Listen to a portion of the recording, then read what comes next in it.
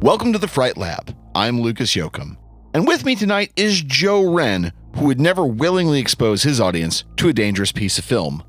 Joe, how are we doing tonight? The lies you tell will not save you, my friend, for I am the person who will always bring out Oldboy as a good idea. I don't think Oldboy is cursed, though. Does anybody want to sit and watch Oldboy besides me?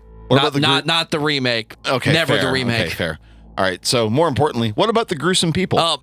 The gruesome people, they listen to this show, and I don't know if you can, if you know this or not, but if you listen really hard, you still can't hear them because they don't have a microphone, but you do, my friend, and I'm excited to say that this might be the last official recording in Discuss Metal Studio version 1. Yeah, we're doing something a little different tonight. You may remember our episode, Requiem for the Video Store. We're in the middle of moving Fright Lab headquarters. Experiments need adequate space, after all, so we are making an upgrade. Now, I am willing to wager that most of our audience has moved furniture or moved house at least once before. Therefore, you know what an exhausting headache that can be. I've had to make multiple moves in the last year, and I have the scars and exhaustion to prove it. All that is to say, we're going to take a little more relaxed approach to tonight's episode. Thank you, God. So relax, settle in with a cup of coffee or something a little more stiff. You insist. There's something that's been on my mind tonight. It's good. It's a good night to grab a beer and let's talk. I want to set a scene for you. A beautiful old theater has decided to show a genuinely rare piece of cinematic history. It's a movie long considered lost and has been coveted by cinephiles for ages. But this movie has a strange history. Every time this movie is shown, well, something goes wrong. Sometimes there are structure fires. Sometimes fights break out, or a wave of seizures rolls across the audiences. Despite its reputation, people will give up a great deal of money, or in some cases, their health and sanity to view this movie. And that movie's name? The Fury of the Demon. Wait, no, I'm sorry, I misread that. It's Antrum. Oh, wait, no? Or is it The Absolute End of the World? Everything I just described, of course, it's fiction. All three of the aforementioned movies have been on my recent watch list. Two of the three are actually really interesting, and the third is... we'll talk about it a little later. Needless to say, the reoccurrence of this particular plot point has really stuck with me. I'm convinced that a part of this recurring plot is just pure fun. It's a neat conceit, one that feels weirdly old but very modern at the same time. And that's because we're not just talking about a cursed piece of lost media. We're talking ultimately about cursed artifacts. So let's kind of dive into this subject, shall we? Joe is one of the co-founders of a show about heavy metal, and there's a potent and fully recent moral panic about heavy metal, at least in our lifespan. I want to throw this out to Joe. What can you tell our audience about backmasking as part of the satanic panic? Oh, man. Backmasking. Okay, first of all, what is backmasking? Backmasking is the idea.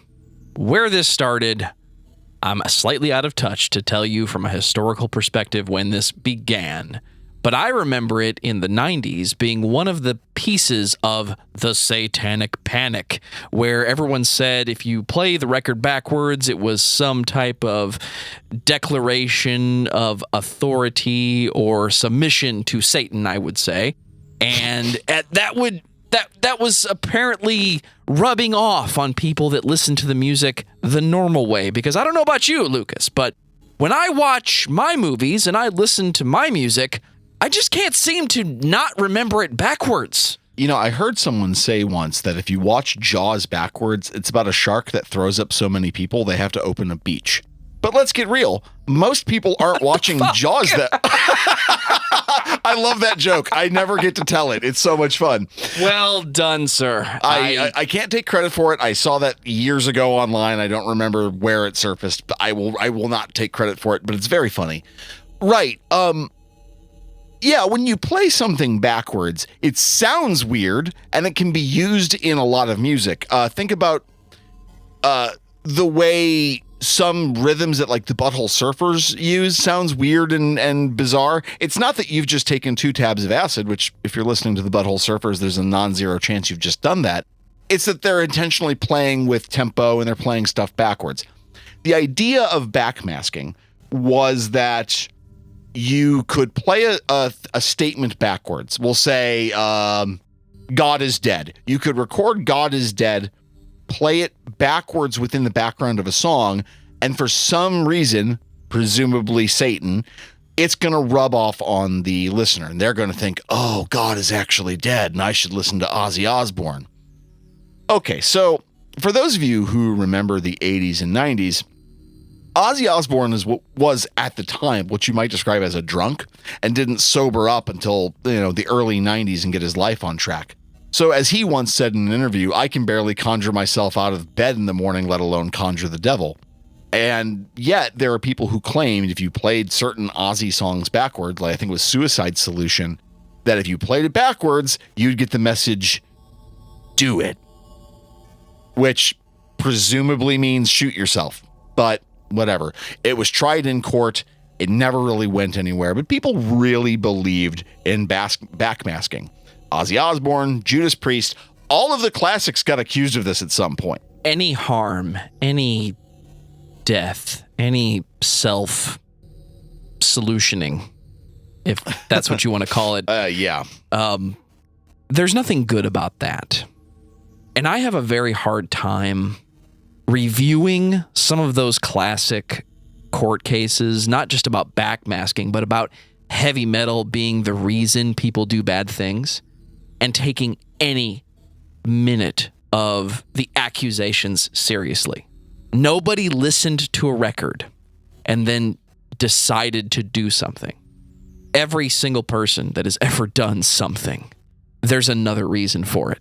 Sure. And if somebody had listened to them, I think that's generally the consensus. If you had just listened to that person, it would have been avoidable. But it feels like someone's looking for blame, and you're blaming the wrong person. Well, every single time, I think. I'm glad you brought that up, right? Because it's kind of tempting to assume at any point that, like, music panic is a new kind of moral panic, that it could only have happened in the era of easily available music like CDs and audio cassettes. But it isn't. Let's remember the amount of moral panic about Elvis Presley. There was this belief that by, wiggling his hips on stage, Elvis Presley posed a grave moral threat to the young women of America who were attracted to his presence and his music. That panic isn't really new either. It was just at that time the most recent iteration of it. Any music that has a good, steady rhythm seems to draw this sort of ire. It's worth noting that a lot of this music was initially performed as early Delta blues and jazz by black musicians, or it had its root in like Latin American music traditions.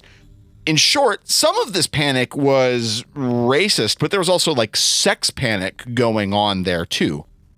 But it doesn't stop there. Like, okay, yeah, Elvis, we have parents. I have aunts and uncles who remember Elvis when he first really broke. Okay, fine, but that's a little too recent. Joe, have you or has any of our audience heard of a song called Gloomy Sunday? I'm going to have to look that up. Give me just a moment. By all means. I have included a link in our talking points, actually, for a good copy of it. It's not the original performance of it, but it's worth hearing.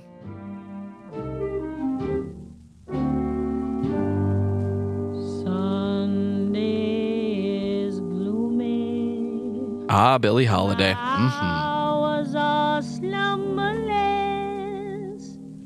Dearest, the shadows I live with are numberless. Little white flowers will never awaken you, not where the black coach Okay, so we don't need to listen to the whole song. Make sure that link's in the show notes, too. I don't know if we can include that in the recording. We'll see what we can do about that. So, Gloomy Sunday was originally written and published in 1933 by a Hungarian pianist, and I'm sorry, I'm absolutely going to butcher this man's name, and I feel bad about it already. Rezo Ceres. This song is probably better known in pop consciousness under the name the Hungarian Suicide Song. Allegedly, this song is so incredibly sad that it can cause people to kill themselves. The history of this song is pretty deep, and it's kind of outside the scope of this episode, honestly. So we played that quick section for it so you got to hear it. As Joe pointed out, that was Billie Holiday's rendition, which is kind of one of the gold standards of that edition. And the song is now something of a jazz standard. It's been played by a lot of people. Here is a short list of people who have recorded versions of that song. Lou Rawls, Ray Charles, Etta James, Lydia Lunch, Elvis Costello, Mark Almond, Serge Gainsbourg, Diamanda Galas, Bjork, and the Dead Milkmen of all people. That list barely scratches the surface of artists who have Gloomy Sunday in their repertoire. Those musicians also don't have a pile of corpses attached to their name due to that song either. We all know deep down, I think, if we're being honest, that cursed music doesn't exist either. And yet, on some level, I think we all want this, right? I think it's a topic that's fun, right? It's like talking about any sort of haunting. You know, when we talked about Host a few weeks ago during our horror cinema verite quadrilogy of episodes, we talked about this idea that it's scary to think that something is in your space that can influence you in a negative way, but you seem to have no way to dispose yourself of it. So whenever you have this idea of, if you listen to this song, you're going to want to kill yourself, something about that, I think, appeals to the curious, always to the curious, right?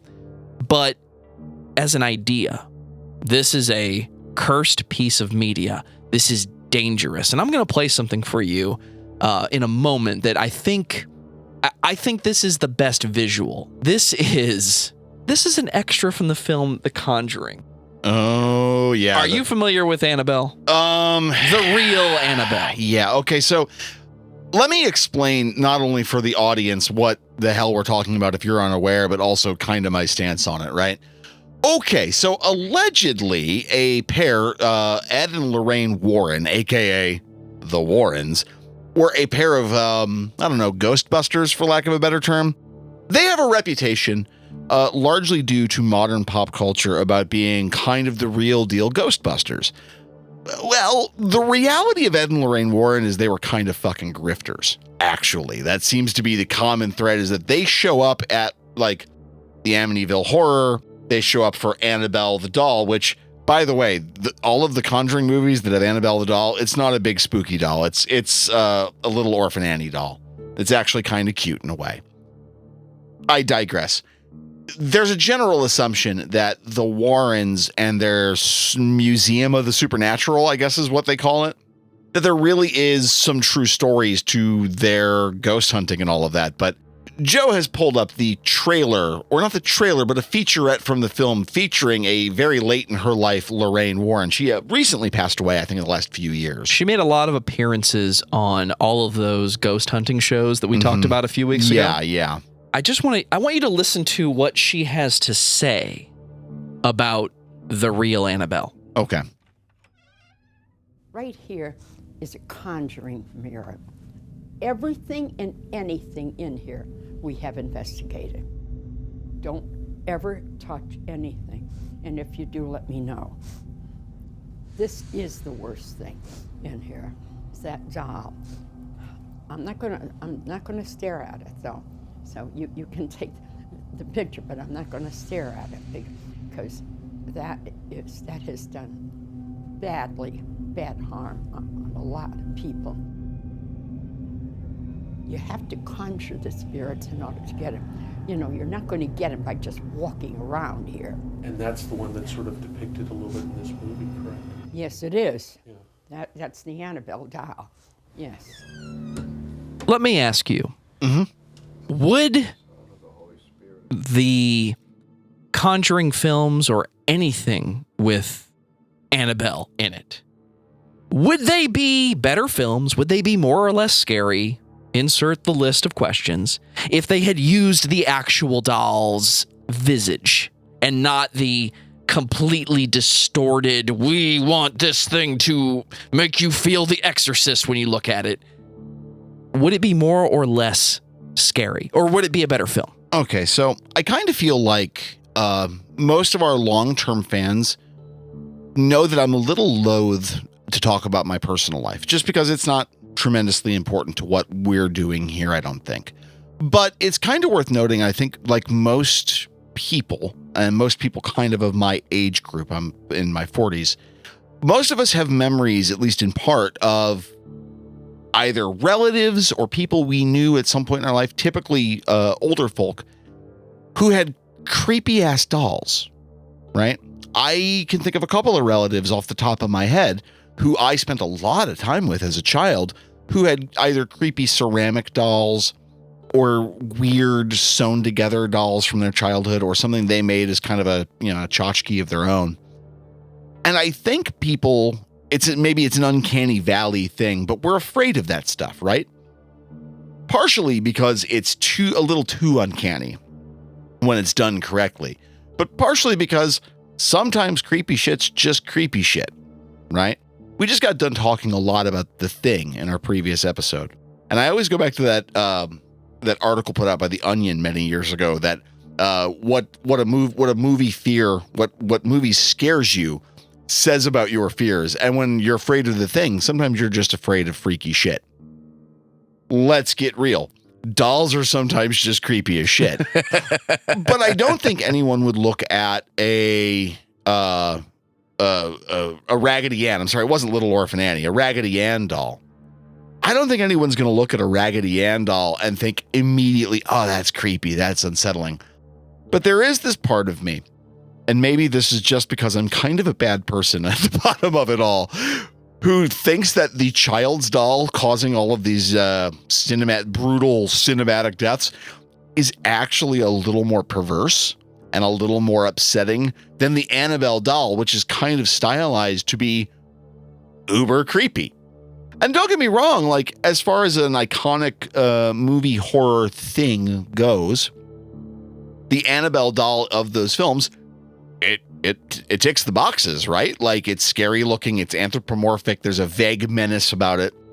But I think the Raggedy Ann doll is way more fun. And that's just me. I'm kind of a mean-spirited person when it comes to horror, maybe. That I don't know. I want to ask the filmmakers, did you do a screen test with the actual doll and say the actual visage of the doll, of course, and everybody said it's not really scary?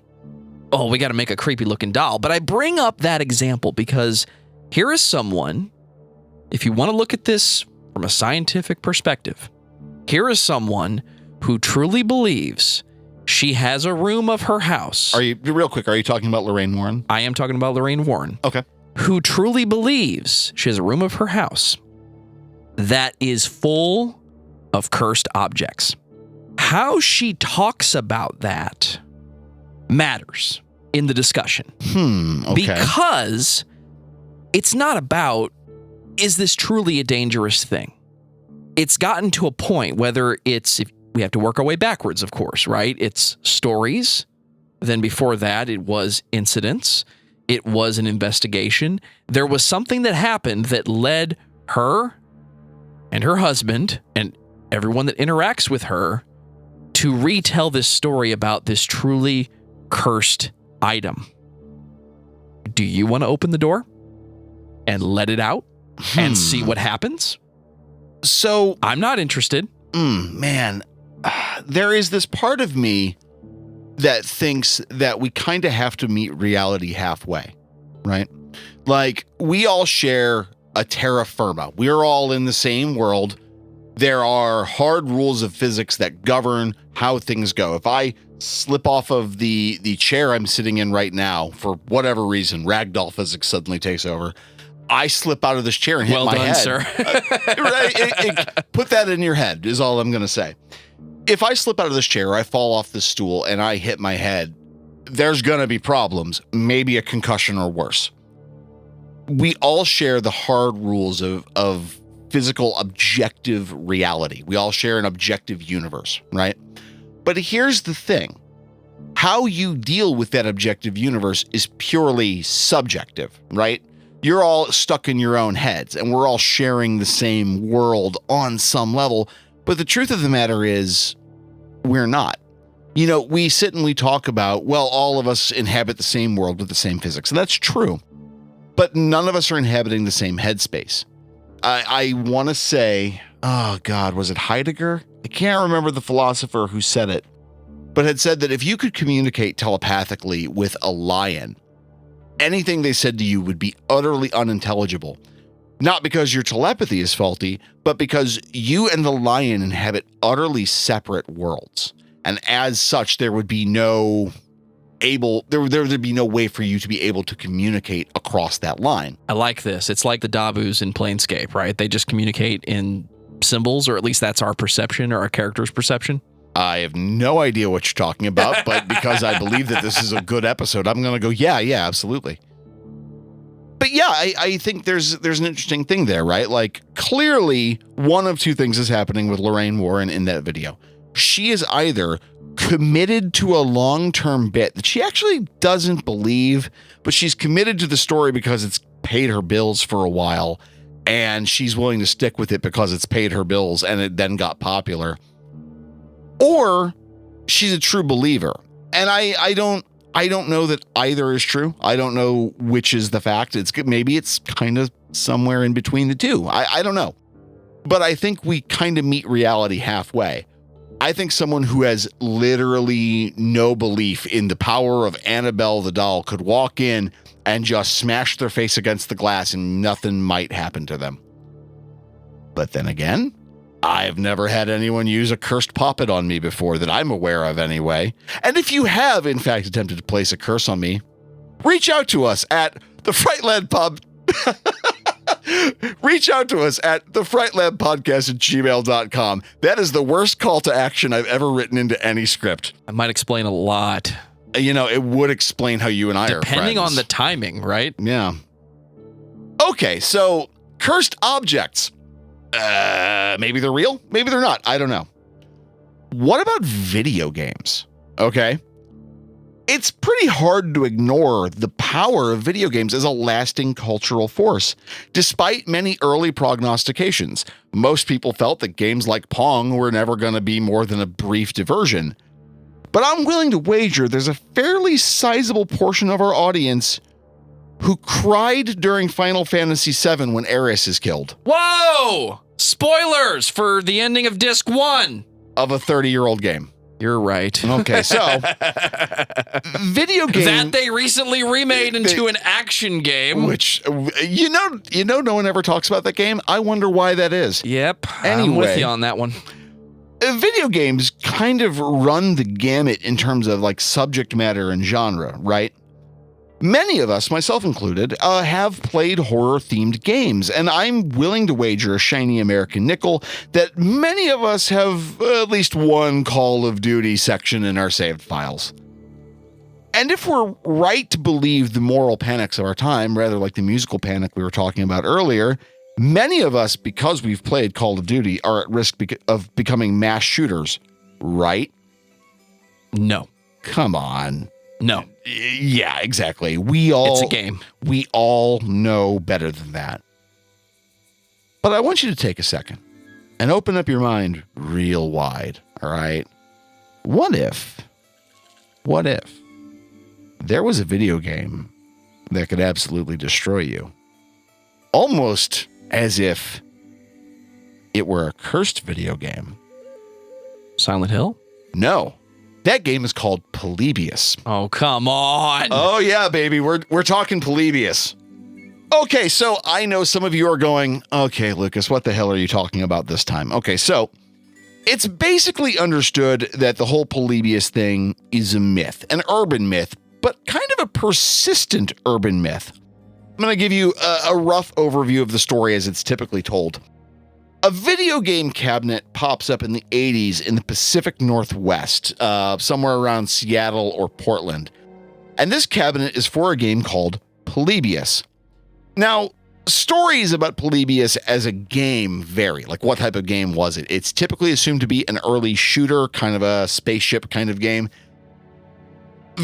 Stories vary, but I've heard it described as similar to Space Invaders. I've heard it described similar to, some more obscure stuff. It's kind of not the point. But the point of the story is that people would go into video game arcades, which I know some of you are going, Lucas, what's a video game arcade? And my response is you need to finish your homework and go to bed. It's 8:00. People would go to video game arcades and they would play Polybius and it would damage them. They would get obsessed with the game. It would get in their head and that's when it would really screw them up. Now, there has been a ton of media dealing with or talking about Polybius. I've seen a couple of YouTube documentaries, an episode of The Angry Video Game Nerd. Well done. And a Nine Inch Nails music video for the song Less Than, which is a really killer track that use images from a supposed game of Polybius that a fan made, as well as a multi-episode podcast about Polybius. The story of the game is kind of well known in this geek culture way. I don't know about you, Joe. You've been groaning at me even bringing up Polybius. It's not even a creepypasta anymore. It's a meme, right? Yeah. Everybody's taking a shot at Polybius because, let's be honest, it's a fun topic to approach. It's more like a scary story to me at this point that you can tell to your gamer friends that haven't heard it yet. But once you get past it, I think Kevin Smith wrote the best line for the Clerks animated series where episode 5, Randall is playing a game called Pharaoh, and he gets picked up by a couple guys in blue suits and taken off somewhere because he's the greatest player of all time. And in Pharaoh, you have to move rocks and build the pyramids. So he says to the guy, "You're going to make me a starship pilot?" He says, "No, the point of the game is to move rocks, you see."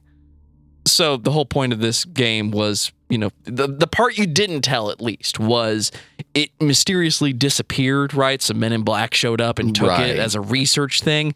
So again, to quote the Clerks animated series, like in the movie The Last Starfighter. In fact, that's where I got the idea, you see. So it's just a fun story at this point. It's not even cursed at this point because supposedly there was only one. And it disappeared shortly after it was seen. Right. And how do you handle that? Well, in theory, you don't because it doesn't exist anymore. I gotta be honest. I don't know that I've ever been that obsessed with a game. I'm a huge fan of the BioShock series, especially BioShock 2. I've played a lot of hours of BioShock 2 on the solo campaign. Okay, fine. There was that kind of brief, embarrassing time period from the mid of 2019, I'm going to say to 2021. So that's the pandemic, along with a particularly upsetting breakup I had where I played maybe 1,000 hours of Gears of War 5 multiplayer. I played a lot of Horde. I reached a kind of embarrassing level of expertise in the game. I'm not proud, but I will never back down from it, I don't know that any game has obsessed me to what we might call MK Ultra levels, right? I don't know that I've ever done something for so long that it's broken my brain other than a horror podcast. So, yeah, I don't know. There's part of me that looks at the whole Polybius thing and thinks, yeah, it's a moral panic like every other moral panic that's happened in my lifetime and is happening in my lifetime. But it's the one that's maybe viewed as the silliest. I don't know. A lot of this immediately also calls up a movie like The Ring or its Japanese predecessor, Ringu. I am a fan of the original Verbinski's The Ring. Saw it in the theater. It was a great experience. And I really admire the first Ringu film. It's a series that has also generated a lot of iterations. It's become kind of a modern classic, which, well, that's cool. I'm happy with that. We all know the story of The Ring, though, right? Or of Ringu. You watch a videotape, you get a phone call that warns you 7 days. And unless you spread the movie to other people within the next 7 days, you're going to get the hell killed out of you. Again, it's a fun and interesting premise. It feels very modern, right? Maybe it's showing its age a little because videotapes are not really a thing we use, but it's a modern technology ultimately. It has a tone that many other cursed objects in literature seem to have, with horror literature especially. Stuff like this reminds me a lot of Lovecraft's Necronomicon, a sort of spooky magical MacGuffin book that apparently has like dark powers in it. For those of you who are fans of the Evil Dead series, you know what I'm talking about. And if the Evil Dead series is to be believed, any recitation of the book's texts will call up all manner of demons, ghosts, and other beasties, right? Faster than you can say Klaatu Vrata Nikto. You're going to be in for a rough night. There may be resurrections. You might lose your hand. So I don't know, like, the Necronomicon is the first thing that spots to mind for me. And going back to that video of Lorraine Warren, she had a copy of what's called the Simon Necronomicon in her home. Now, Joe, I'm going to go on a limb and say I'm the only idiot in this room who knows what the Simon Necronomicon is. Have you heard of this before? Would you kindly give me a recap of that book? Oh, boy. Okay, so somewhere prior to the 1980s, this book ends up in paperback publication calling itself the Necronomicon. All right. It is put out in the world by someone who identifies themselves as Simon. Now, I've heard multiple theories as to who Simon, quote unquote, is. I'm not going to say any of who I've heard this person was because I can't prove it. I have heard from good authority that who this person might be a particular author. But at any rate, the Simon Necronomicon, as it's called, purports itself to be a tome of black magic that you can pick up at virtually any bookstore for about $10. That has spirit or spells for conjuring up spirits, gods, and demons to do all sorts of nifty stuff. Okay, groovy, that's cool. The actual Simon Necronomicon does actually contain some interesting historical stuff. There's some Sumerian mythology in it, as memory serves me. But otherwise, it's a work of fiction. It's based on H.P. Lovecraft. Cool. But, like, is that my favorite cursed artifact? I mean, I don't know. There is the Le Marchand box, a.k.a. the Lament configuration, a.k.a. the Hellraiser puzzle box, or, like, the cursed tapes from The Ring, Ringu. I mean, Joe, do you have a favorite cursed artifact? From a single film, if I have to pick one, this is going to take a second because there's just so many options, right? Yeah. The idea of a MacGuffin, to me, is a good idea. And I think Hitchcock really put that out there as every movie has something that's happening because of a thing. And the thing is the reason the movie is happening. The thing itself is not important. If I have to pick one, and I'm sure I could change my mind on what my favorite is with a little more time to think about it. You said the Hellraiser puzzle box. I think it's my favorite one because here is this dangerous item that is supposed to bring upon levels of torture and pleasure. I know what I said, that have never been seen on the internet, which begs the real question. Why isn't there a Hellraiser film where the torture becomes a thing on modern consumption websites? There was one of the latter day Hellraiser sequels, and I'm sorry, I'm drawing a blank on which one, but where there was, I think it might have been Hellworld, Hellraiser Hellworld. Yeah, you're where right. there was a website and it did something, and then there was Pinhead.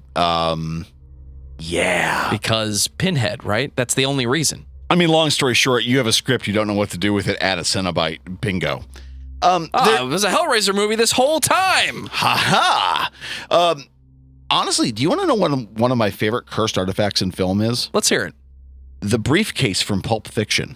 that is one of the greatest MacGuffins It's one of the in greatest the history of film. MacGuffins in the history of film. It is beautifully done. And there's a number of fan theories that I've heard that it's, the contents of the container are Marcellus Wallace's soul, and the guys that are killed at the beginning of the movie are like rogue occultists or theologians or something who figured out a way to get his soul out for some Faustian bargain. I have no idea if that's what Quentin Tarantino wanted.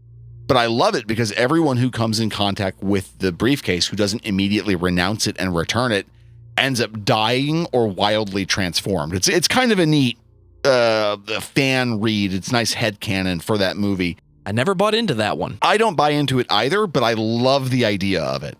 What does Travolta say when he sees it? Yeah, we're happy. Vincent, are we happy? Yeah, we happy.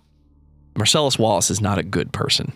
So finding anything of his in a briefcase is not going to put a smile on your face. I mean, I wonder, because there's a part of me that thinks that a guy like Vincent, as portrayed by John Travolta, Vincent Vega, is such a bad person that by beholding the human soul, irrespective of whose soul it is, for the first time in front of him in that glowing golden light, may have been an absolutely beautiful thing.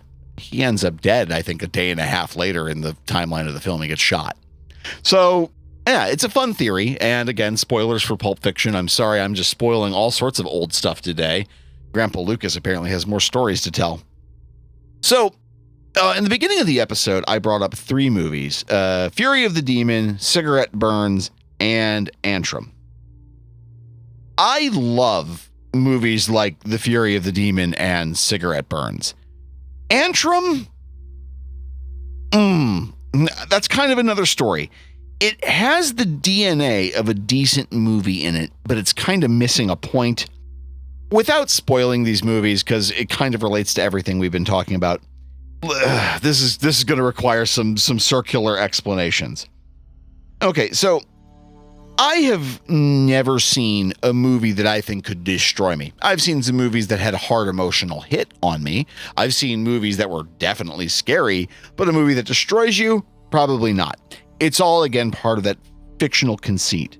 So the rough plot of The Fury of the Demon, Cigarette Burns, and Antrum is that there is a film that exists that anytime it's shown, it has this absolute effect of destroying human beings. It either leads to their death, there's accidents, there's waves of violence, and so on and so forth. Thought that was Final Destination.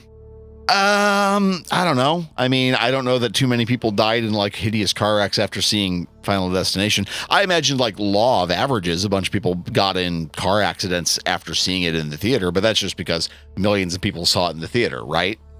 Fair enough. Okay, so here's the trope. A rare piece of cinema gets shown, bad things happen to everyone who's in the theater who sees it. So again, here's how I think the trope works. And follow me. I admit I'm kind of rambling here, but just follow me. In Fury of the Demon, we are told that this film was actually directed by Georges Méliès, who is one of the founders of modern film. That he did something with this short film, Le Rage du Démon, or The Fury of the Demon, that caused outbreaks of absolute violence throughout the theater. So the movie Fury of the Demon, I first caught on Tubi, because of course I caught it on Tubi.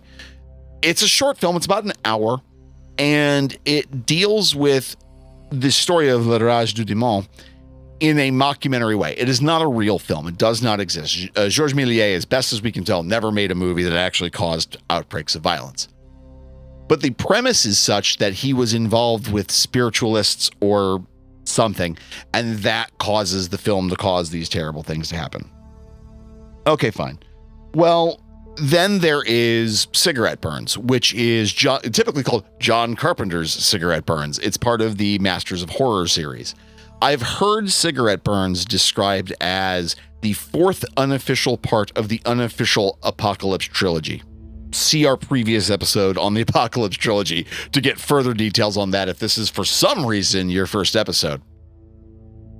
Okay, so the basic premise is that Norman Reedus, a very young Norman Reedus, is running an art house theater, and he's contacted by an eccentric billionaire guy who collects films, played by Udo Kier, another one of those actors, you put him in anything, I'll watch it, to get this film called The Absolute End of the World. And of course, it's basically the same as Le Rage du Démon, that you see it and it's this terrible, scary movie that causes terrible things to happen. Got it. Okay. It's about an hour-ish long. It's directed by John Carpenter. It's very scary and it's a lot of fun. I recommend it highly. It's the same trope. And then finally, there's Antrum.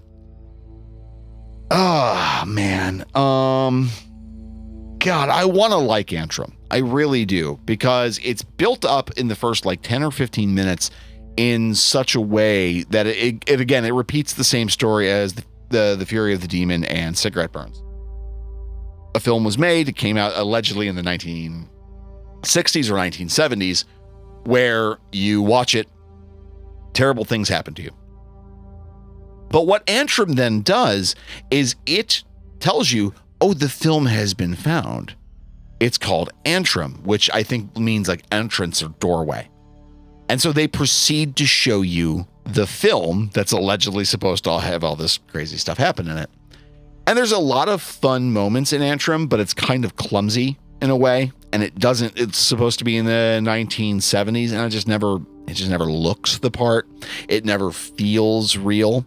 It makes the mistake of showing you the thing that's supposed to drive everyone mad and kill you. And it doesn't do that. It's spooky in a couple of spots. It has some neat special effects. It has some neat ideas and has some cool visuals. But I'm going to go on the record and say that Antrum's not very good. It's a cool premise, and it's worth seeing because it's a cool premise, but it's executed in this clumsy way. Can I offer a alternative film if you really want to see something that will lead to bad things? Yeah, sure. Terra Firma. Not sure I've seen that one. Well, if you've seen The Toxic Avenger, then you're familiar with Lloyd Kaufman and all the films that he makes. God bless you, Uncle Lloyd. Absolutely. And Terra Firma, if you've never seen it, well, don't, because it is the gross out fest of all gross out fests.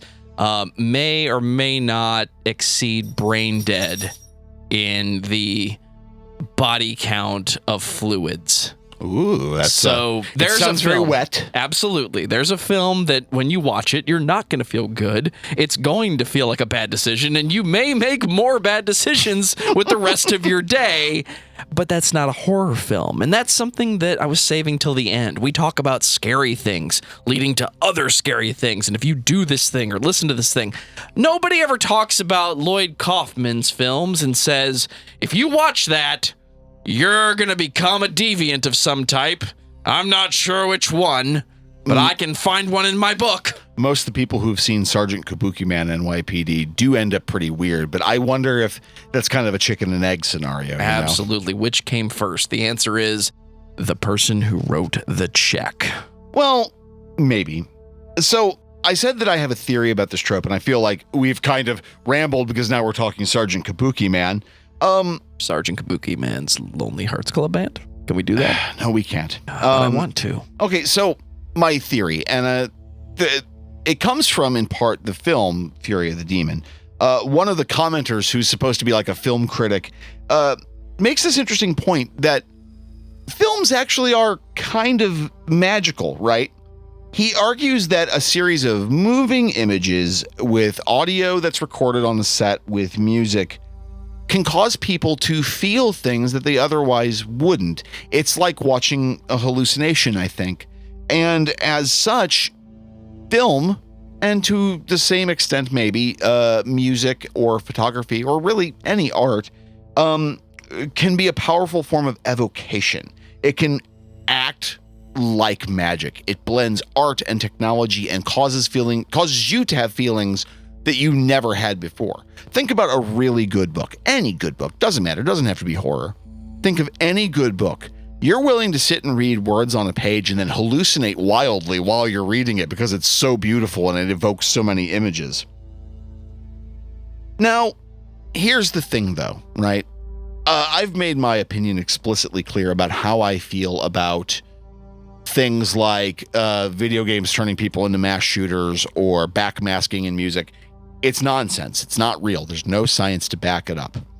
But I can imagine how a person who's dealing with some really extremely intense dark emotions, maybe someone who's dealing with an untreated mental issue or serious depression or something like that, could be hard hit by a song like Gloomy Sunday.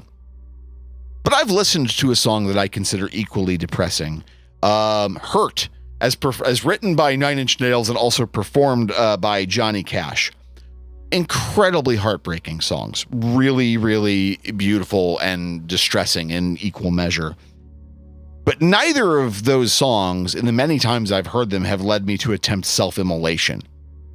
It's not to say that anyone hasn't killed themselves because they heard a song at the wrong moment or it caused some chain reaction. Yeah, I suppose that's possible. That's fair. But then you can't really blame the movie or the music, right? There had to have been some other underlying problem there or some other issue they had that hadn't been addressed and diagnosed. Maybe the music didn't help. I don't know, but I don't think you can blame the musician for that despite what happened in the 1980s and early 90s. Ultimately, I think people are afraid of losing control. The fear that some force, some entity, or some power could exist that could rob you of agency is a deep, old fear. We talked about this in the last episode, remember? The magic of filmmaking might be a good vector, a good way to infect someone with this weird consent virus that destroys your ability to have agency. Music appeals to our really ancient feelings. Humans are a musical species, if nothing else. So therefore, maybe music might unlock some ancient inborn self-destruct code. You get the point I'm trying to make, I think. It's hard to talk about art without talking about the artist and the viewer, the receiver of the art. I want to believe every piece of art has a reason, even if that reason is just because. So when I listen to a song, I want to ask the question, what were they trying to say when they wrote this, when they recorded it? Did they sit down and say, people are going to feel that? I hear that all the time when I'm in a studio. Visual art, films, things that you see with your eyes, hear with your ears, speak with your lips. These are things that they're supposed to make us feel something, right? That's the ideal. We want to believe what we're hearing, seeing, saying meant something. It's not just generated business schlock. If we don't do something with this, we're going to lose our copyright, and then somebody's going to make their own movie with our characters. We want it to mean something, right? What is the saddest song to you? The saddest song? Oh, you know I'm a connoisseur of like depressing music. That's an incredibly tough song. I would have to reach deep into my bag to find the saddest song. Let me ask you this question. Mm-hmm. Is the saddest song to you the saddest song you've heard? Mine is not. Mine is a fairly positive song, but if I hear it, I'm bawling like a baby, man. And it's because it makes me feel somebody that's no longer here. Yeah, okay. I see your point there. And that's an interesting question, right? Like, I think sadness is not universal in the sense that everyone finds the same thing sad. You know, I've had enough personal tragedy in my life, as most people have, to have certain associations with certain things that I will never be able to outrun. I might deal with them better as time goes on, but you know, it's some stuff is just sad because it's sad, right? Well, okay, true enough. But if your greatest sadness is, I don't know, the death of a friend or a loved one, well, if you live in a culture that doesn't view death as the end, that views that consciousness might have some persistence, or that the soul might move on and reincarnate, or whatever theological disposition you happen to fall into, you might not view death as a bad thing. You might view it as, well, they've moved on. They're not suffering. They're now in a different life, or they've moved on to some otherworldly paradise, or I will share the same space with this person again when I give up my physical body. Okay, yeah, sure. I think what we code as sad, what we decide is sad, is both profoundly cultural and profoundly personal, because there are plenty of things that I should be sad about according to my upbringing and according to the region of the country I'm from and things like that, that I don't have that feeling because I have my own personal opinions on a subject, or I don't have a certain shared experience. Whatever. We could talk that in circles, but I think there's a layer there that, in the case of like Gloomy Sunday, it's hard to ignore that it's a melancholy song. It's written in a way that crosses a lot of cultural lines and it hits in a particular way. But you'll have to pardon me if I'm a little reluctant to cry at anything the Dead Milkmen ever did. And I say that as a fan of the Dead Milkmen, but guys, I'll cry to Bjork. I'm not going to cry to the Dead Milkmen. I've got lines. It's the best example I can give because no one ever said to the producer, when people hear this, they're going to cry, man. This is a sad song. I'm putting out this cursed song, right? If you listen to that song, you're going to cry. It's always something taken to the extreme. Right. It's always you're going to kill yourself or you're going to hurt someone else. No. Let's talk about the stuff that's sincere, that actually makes you feel a real emotion. And the best artists are the ones who play that song anyway, who show that film anyway, because I wasn't really going for that. But if it made you feel something, that's the most important thing, right? I want the art to be sincere. So if you're going to feel it, you never hear somebody talk about, this song's really sad. I was sad when I wrote it. I was sad when I recorded it. When I play it, I'm sad. When people listen to it, they're sad. And unfortunately, one of you in this auditorium of 10,000 is going to want to kill somebody. Nobody says that. So what are we talking about? We're talking about scary stories you tell in the dark. At the end of the day, how to handle cursed media. It's a scary story in the dark. And we're not even talking about belief. We talked about Lorraine Warren earlier, right? Whether or not you believe it, I believe she does. And that puts out there some vibes. I don't want to mess with it. Okay, so two thoughts. We'll call this my final thoughts on it anyway.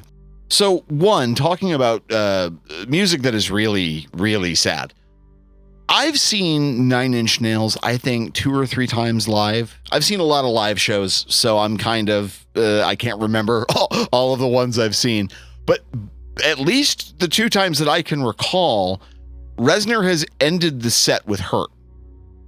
And it is a production. There is that's a downer. It is a downer ending. But as far as endings of a song go, it is, a bit definitive. It's supposed to be the end of someone's life. Yeah. Is it? Yeah.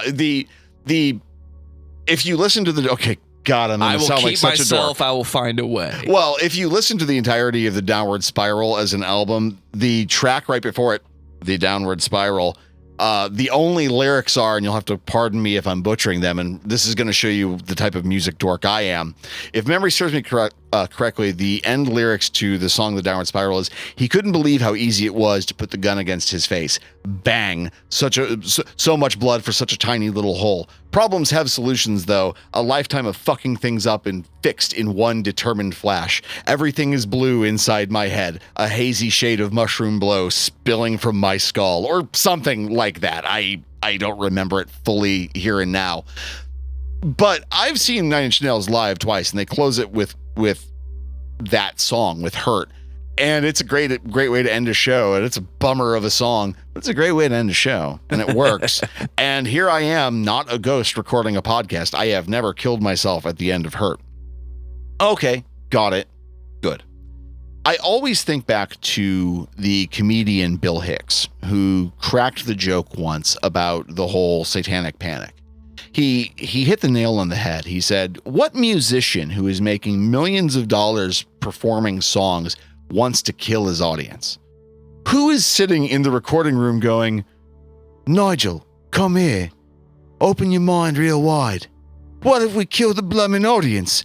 Could I go back to selling shoes? You know, no one is thinking that. No one in Judas Priest was wanting their audience dead. It didn't happen. I think, again, going back to my original point, I think the fear there is people are afraid of not being able to control themselves. I think we live in a culture that really espouses self-control in a big way. Whether or not we actually practice that is another story, but we espouse this idea of self-control to an astonishing degree. And the thought that a song or a movie or a video game or a cursed book or whatever could rob you of that agency, kind of like what we were talking about in the previous episode, I think that's genuinely terrifying. I think the cursed film that makes audience go crazy and kill each other, I think it's just an interesting modern conceit. And I think if we were talking in the era of Georges Méliès, some sort of proto podcast, as it were, that was sent to you on 19 wax records or wax cylinders as opposed to one convenient MP3, yeah, I think we'd be having a very, very different but very similar conversation nonetheless. But that's my theory, and you can make of that what you will. So, with that, we are going to wrap up here for tonight. I want to know what you guys think about this. Do you have a favorite movie or a song that is allegedly cursed? What's your favorite urban legend surrounding media? Let us know. Reach out to us at thefrightlabpodcast@gmail.com or follow us on the flaming wreckage that is Twitter at fright_lab_pod or on the eminently fun Letterboxd app at FrightLabPod. We may move over to Meta's threads. We're talking it over. Let us know if you want us there. Joe, can you tell the audience where they might find your other works, preferably not the cursed ones? Well, that's going to be a hard one because you see, we are creating so many heavy metal related podcasts at discussmetal.com. We talk about your favorite bands, my favorite bands. We talk about heavy metal subjects. If you're a fan of all things nerdy, Star Wars, Star Trek, Indiana Jones and the Last Crusade. Yes, it's the best film. I'll die on that hill. Check out the Nerf Herder Council. AJ and John, they've got the lock on all things fun. And I've been hanging out with AJ talking about Star Trek, Strange New World Season 2. It's all right. If this is the first time you've been listening to The Fright Lab, or if it's not the first time, I want to say thank you. Thank you for listening to this podcast. We want to hear from every single one of you. You heard Lucas say it, thefrightlabpodcast@gmail.com. What I want you to do now, though, is take out your phone, scroll to the left, scroll to the right, find the place where you get to check the box, you get to give the thumbs up, you get to leave the 5-star review, and tell us what you think about the show. Tell your friends about the show. We love talking about scary subjects, and maybe we'll be talking about some more experimental topics. I don't know, maybe movie commentaries, maybe little short Fright Lab special things, maybe short Fright Lab episode ideas that don't take an hour to get through, Lucas. Maybe some Patreon stuff. We want to hear from you. Again, the Fright Lab podcast@gmail.com. Lucas, tell everyone how much we love independent artists, independent media, and independent music. So there's 2 points worth making here, is that word of mouth really matters, whether you're spreading the gospel of the Fright Lab or whether or not you're trying to spread your new project. Getting people to listen is hard work, but people won't hear it if they don't know about it.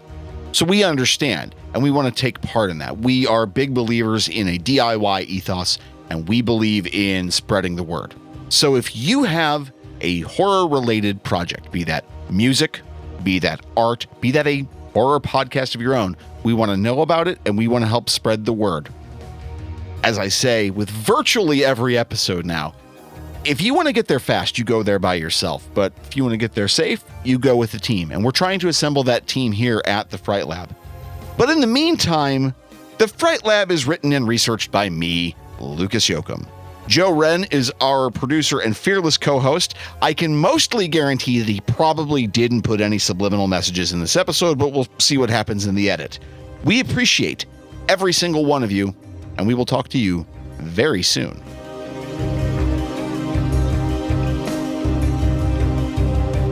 Who would never willingly expose his audience to a dangerous piece of Jill?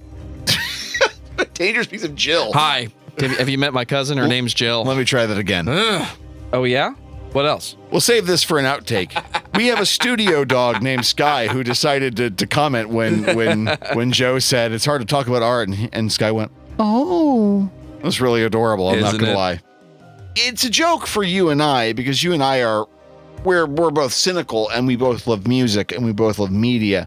But there's this part of me that thinks someone had little better to do than ruin a record needle going backwards or playing around with tape loops if they had that kind of skill. Ultimately, there's this part of me that thinks anyone who's looking for something is inevitably gonna find it, whether or not they find it. Let's not forget that during the Satanic Panic, there were people burning copies of the Mr. Ed theme song on vinyl because they said, if you played it backwards, there's a satanic message. That's right, Mr. Ed, the talking horse show. A horse is a horse, of course, of course. That song, yeah. I think it was Snopes who said Mr. Ed was a zebra. What? Don't get into it. I'm just trying to leave it derail alone. you. I don't need another new rabbit hole right now. God. But yeah, I think you'll hear what you're looking for, right? I mean, and maybe there are backmasking messages in an episode of the Fran Lab. Maybe. We see me, never for your